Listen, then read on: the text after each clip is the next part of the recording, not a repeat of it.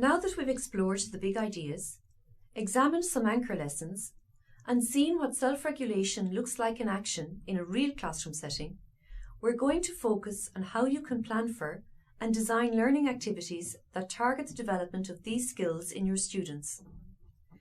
In this lesson, you will begin to plan how you can design learning activities that incorporate opportunities for your students to develop self-regulation skills. Throughout this course, we have tried to develop a shared understanding of what we mean by student self-regulation.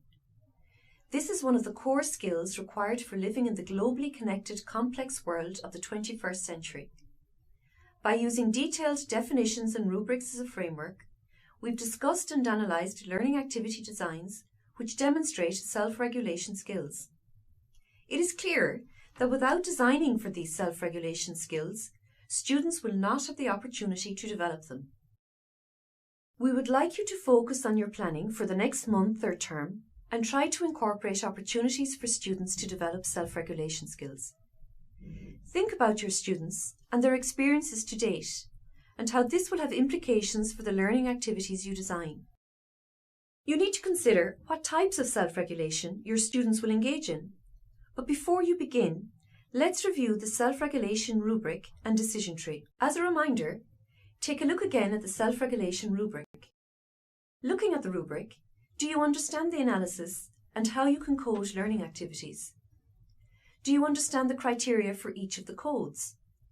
For example, as you can see, to achieve a code 2, the learning activity is long-term, and students do have learning goals and associated success criteria in advance of completing their work. But students do not have the opportunity to plan their own work. Keeping the self-regulation rubric and decision tree in mind, select a learning activity that your students will engage with in the near future. Can you design learning opportunities so that the learning activity provides sufficient time and the students are aware of the learning goals and success criteria from the start of the activity? Will your students be required to plan their own work and to revise their work based on feedback? What we would like you to do is post the learning activity you've designed to the discussion forum in order to get feedback from your peers. If a colleague from within your own school or your professional network has participated in this 21 CLD course and understands how the self-regulation decision tree or rubric is constructed, please ask them for their advice or feedback on the learning activity you have designed. We would also like you to give comment and feedback to at least 2 other educators on the learning activities they have prepared for their students. It is only by working collaboratively together that we can inspire each other. Based on the feedback you have received, make adjustments to the learning activity you have prepared for your students. Then, work with your students in the classroom and try out your learning activity. What happened?